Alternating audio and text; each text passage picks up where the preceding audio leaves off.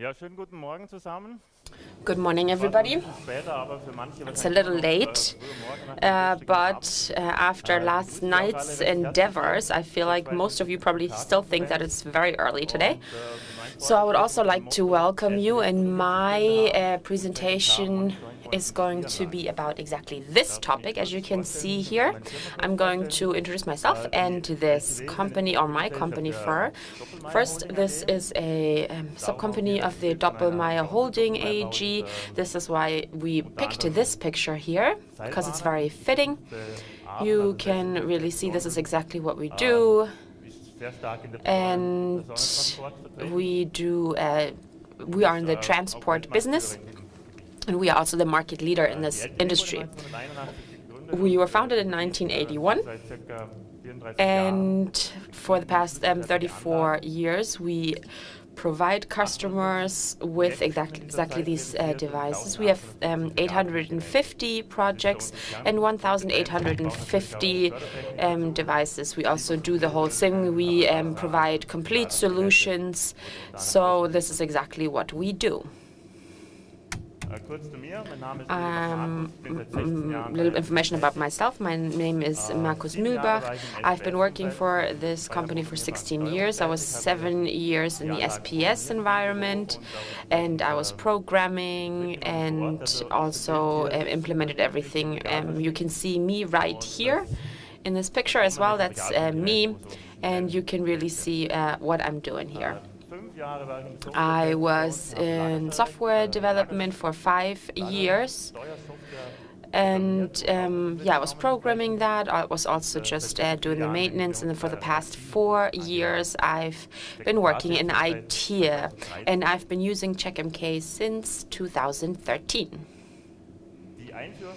So we started using CheckMK, as I said, since mid-2013. I started looking into it in the beginning of 2013, and then mid-2013 is when we actually started it and started using it.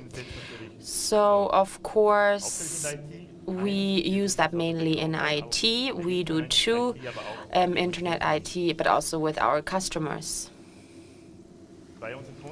So for our customers, I can say that there's always more happening here. We do more and more with Profinet, and because of that, we also have some information through SNMP. But of course, the challenges here, as we've heard yesterday, is just receiving the right information and then being able to show them. But that's actually something we are doing now. More and more customers are telling us, well, I have a problem here, a problem there, please help me with this. So that's really exactly what we're doing. Our focus today is monitoring of Siemens devices here. What we did is we just decided we wanted to really do more with the Siemens control. We don't get the data we need, though, in terms of the program. So it's really only the network data that we're receiving, and that's really all we get. And that's why we said we really do need a little bit more here. So for all of those that really don't know exactly what it is, on the left-hand side here, you can exactly see this, what we do in wood, and you can really see what it is. In this case, we are storing salt, and that's why it is actually wood that we're using here. In the middle, what you can see that we have these devices as well. On the right-hand side, you can see one for apples that are being washed in water here. And what's special here is that the client can actually decide, I want, for example, 20 or 50 kilos in this water, and that's exactly what's happening then. So all this is really part of what we do, and of course many other things as well. Another picture of our marketing, just so you can see how all this developed over time. On the right-hand side, you can really see where we are at the moment, and of course we have to develop further from here. This is really where IT starts. We can say that we can actually get more out of it. We can get more information to our clients, and now this is where CheckMK comes in. This is really where we want to get as much information as we can, and we then do that, and we actually can use it ourselves too. So our concept is overall we have a central monitoring server, and the customer, for our customer, the goal is, of course, that's not implemented yet everywhere, but it's our goal that CheckMK Reliance is actually there. So in the beginning of 2013, we met Matthias and we said, well, we are in this industry and we need a device that can actually really deal with everything that we offer here and that we actually have in this industry, and where we can actually do that. And Lars was then starting to look around, and he actually found exactly what we needed. And then in the middle of the year 2013, we were able to do the first test version and really started with Rail 1. So, of course, with our clients, we look at those servers and also more and more Profinet participants, of course, if we get the appropriate information. And, of course, the latest thing that we are doing is that we can also get as much information as we want from the SPS and then also take advantage of that, of course, and evaluate them. So how did we implement the whole thing? Well, what happened was I contacted Lars, I told him what we wanted, and I also told him that we need an open library here as well, and that would be the library Snap 7. And this library, as you can see here in this right-hand side picture, you can see that there's really nothing that you could still want here. You can do server applications, cloud applications, everything. You are very, very free, and it doesn't depend on the platform, and you can just use it everywhere if you want to. So we use this library. And in addition to that, we also have a Python wrapper for this library, and that was really the best condition in order to have this special agent and implement the special agent here, and also have special plugins and checks, of course.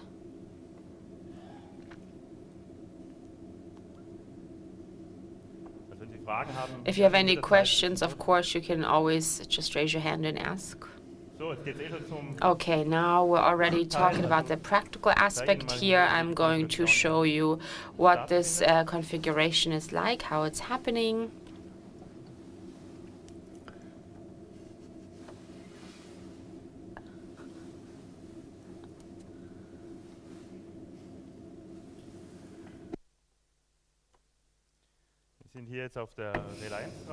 So this is the Reliance. I'm going to access it through this way. So this is our site.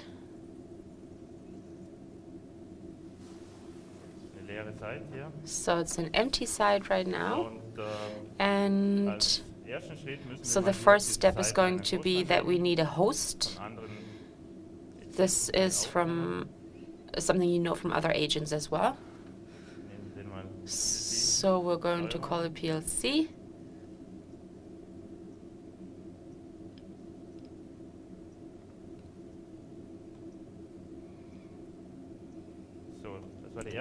Okay, so that was the first step, and now it's all about configuring the special agent and then getting the values that you want. So the special agent here is under data source programs, or we can also put Siemens or PNC up here. Everybody knows that. And now we have this special agent Siemens PNC right here. SPS is for the control settings, as you know, and this is the control type Siemens that we are using. We don't use Allen Bradley. Of course, that's easier for us to just use one agent. So right here, we can actually configure it. I'm going to make this a little bit bigger so it's easier to see.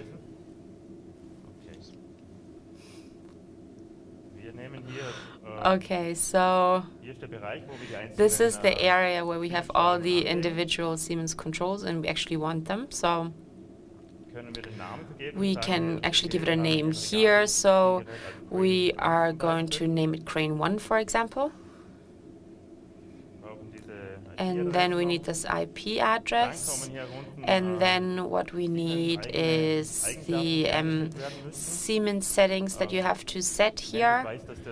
Overall, the Siemens programmer probably knows that, and they can give you those because they have exactly this data. For Siemens, they are right here.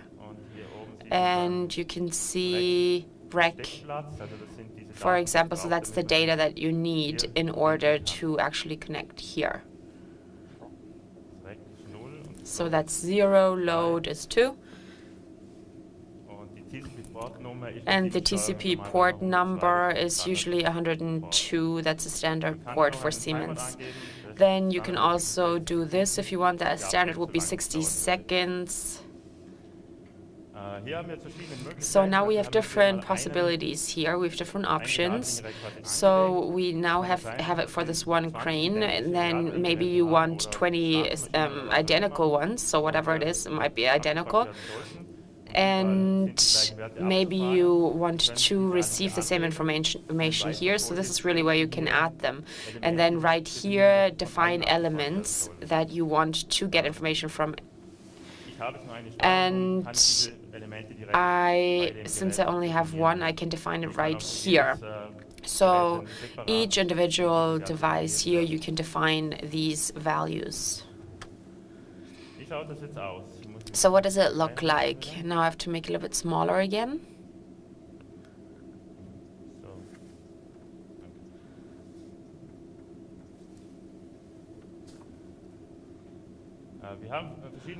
Okay, we have different times here in terms of Siemens controls. There are different areas where you can get your information. So we have this one, incoming, output, timer, counter, and so on. You see all the different options here. Timer and counter, they're not complete yet. They are included, but they're not working so far. But all the other areas can actually be used right now. I'm going to start with this one. I'm just going to put in some values so you can see what actually happens. So I'm going to leave this at 0.0, and then I need to type here. So I want a single bit in this case, and it's a status flag on or off. And okay, let's just add a few more so we have a good example here. Input 00, so the status bit or single bit, status flag, and this can be the door where you just get the status immediately.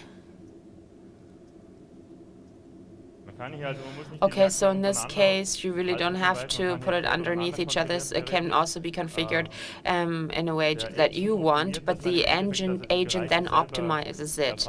It actually then groups, you know, those different fields as well.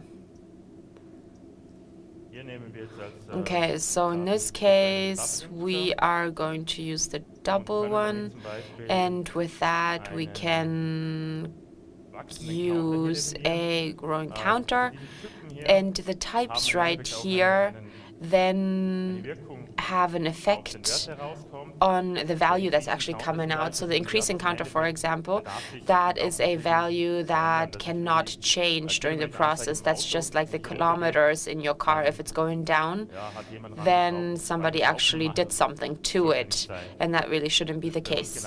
So it's the same here. For example, right here, we're just going to put this in, and for that, if this value is going down, then there is a problem. That really means somebody was dealing with the SPS or was just changing something like that. Okay, so let's put one more in here. Okay, this one. And you can also use text for this one.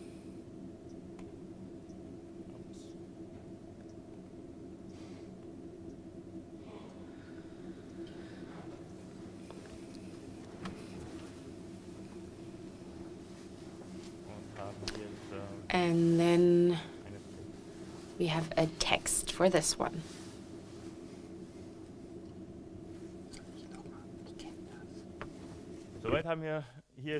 So we have now declared a few types and configured them accordingly. We save this and apply it.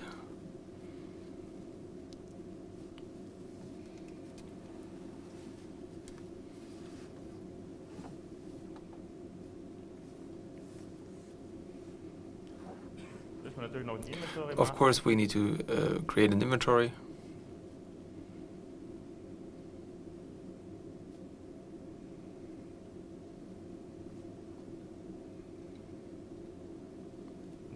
And we can see now that these show up here, all the configured elements.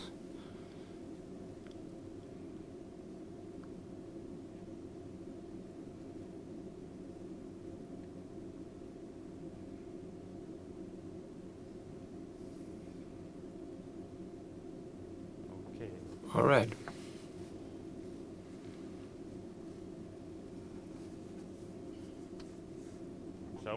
So let's look at it in detail for a second.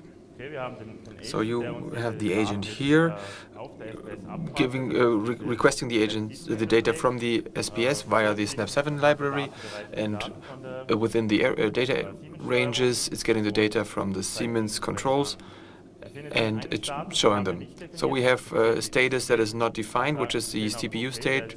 We see OK, CPU stopped. I mean, that is, of course, when the CPU stops, that's always quite a problem. In this case, this is not a programming error, but I did actually shut down the system. But if you are if you're in operation and something goes stop, then of course you do have a big problem there. And of course the user will notice it quite quickly because the storage facility will just be stopped completely. But here, looking at this, maybe you have a minute or two to react. So the status bits can be set accordingly. So status 1 or 0, I mean, you can change the rules for that, which one is good. For example, the lifting cycles, we're at 6 lifting cycles. The boss wouldn't like that if we hardly moved at all. But I mean, going down here, and we reduce it back to 0.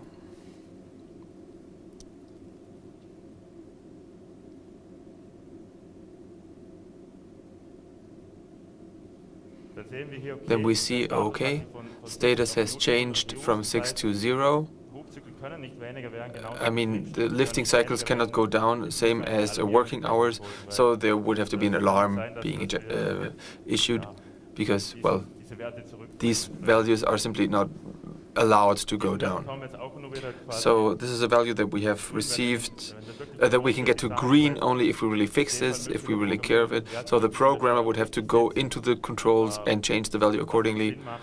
And of course that makes sense, because, yeah, these are counters, so they have to increase. And then we're back to green.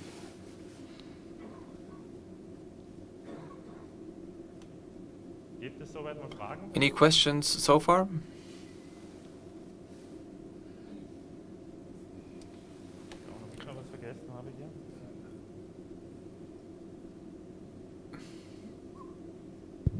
Yeah, hello. I have 2 short questions. For once, this is working on a big S7. Does it also work on a small logo? I think in the library it should be in there, and the logo should be working just as well. Okay, that would be nice for a smaller project. And the second question would be, I have defined a level in the entry, and if I have a 1, give me a warning.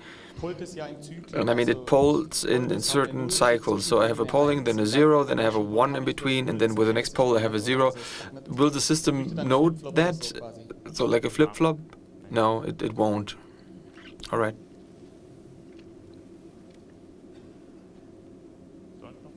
Anything else? There is a question here in the front.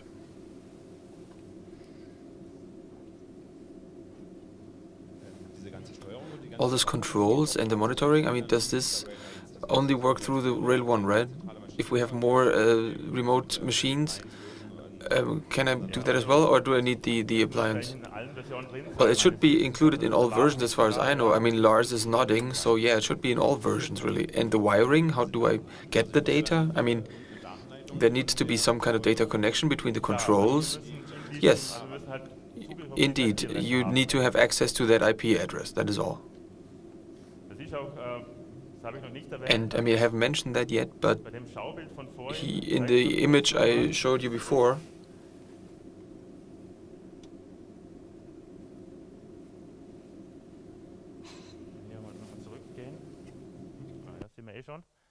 okay, here we go. You can see different possibilities. You can do a lot with that library. It's also quite dangerous in a way. I mean, you can stop the CPU, you can copy programs, you can delete programs and download them. You don't even need a password. So it's a very powerful thing. So you have to make sure that the normal user cannot get into the SPS. But I mean, of course, in the customer's architecture, this should be separated clearly. I mean, we only use the readout, and we don't want to write anything into it. But before the conference, I managed to get our high-shelf storage to stop in the company, because I simply talked to the wrong CPU. So you really have to be careful there. The Snap 7 library supports the 1200 and 1500 not to a full extent. That's why we built our own implementation for these CPUs. Have you got any experience with that, how that works? Or are you using 300s and 400s only? No, we are also going towards a new CPU generation, but again, we are just on the way. So you have no experience with this?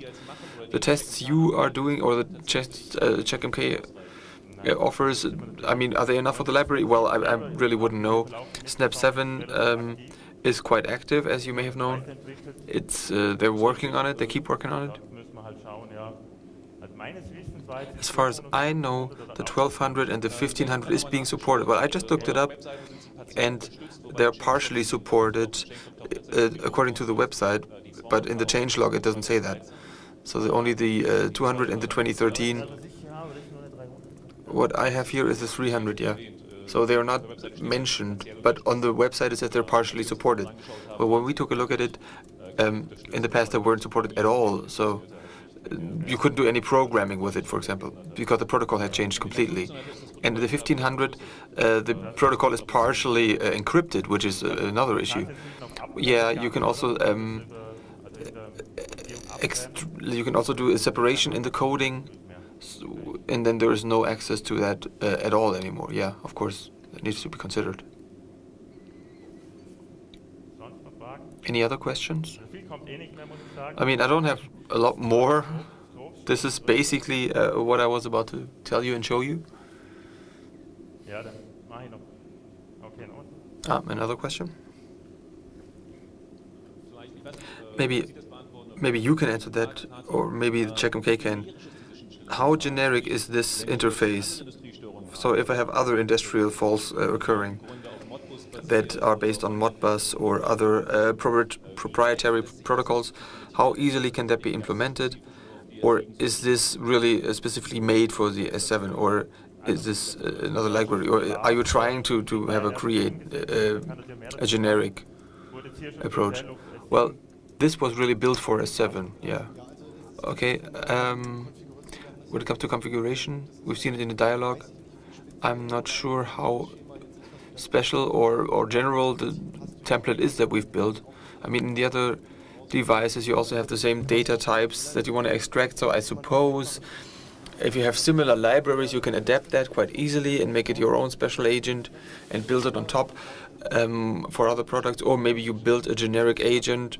But I mean, this really is case dependent, how easily this can be implemented and connected. The special agent is written in Python, and of course we're happy that the Snap 7 library has the matching bindings, and if there are others, of course, you can use those as well. Thank you. So I would like to continue. This is almost it. Our future outlook. We want to improve configuration and make it more usable, so you can copy single lines and thus create values, or maybe import values through CSV files. These are things that we're thinking about. For us, this is an opportunity to get to the SPSs and extract information accordingly, especially when it comes to operational data, like operation hours, lifting cycles, something like that, that we can also use to provide our customers a better service. It's saying like, okay, you have 400 working hours now, maybe we should change the wheels for you, maybe we should change the ropes on your machines. Otherwise, you may have a breakdown, so we can improve the customer service on our side. And I think we're on a good way. Of course, we have to look at the different types of controls where these questions, of course, can occur. If there are no further questions, I would like to go on. So some will think, okay, what are the bees doing in this picture? Why is that related to a high shelf storage or monitoring, for that matter? Well, I personally I produce honey myself, and there are ready-made solutions. There is like a scale sending SMS 3 times a day, an automatic scale. And well, I work in monitoring. I said, this is not enough. I want more data. So I personally went there and said, okay, I'm looking at the data here. Weight, that is something that has been implemented. Temperature is something that I'm working on. The temperature from the inside of the beehive. And I built the scales myself. They're solar powered. And then, of course, Raspberry Pi. And I made a little remote site. And I collect the data in the mountains, and then data is being sent to me, and I receive the data and have a monitoring overview, and yeah, can actually use that and present that. So you see, this is a very open-minded approach. Is anybody else here a beekeeper? Because somebody said apparently to Matthias that there is a beekeeper making honey here, so I suppose that person is also doing the same thing, right? Yeah, we could really get into a personal exchange about that topic. There are still a few issues to be handled, right? Okay, that is actually everything I have to say. If there are more questions, no matter whether it's about SPS or bees, please go for it. I'm available for questions. Thank you very much.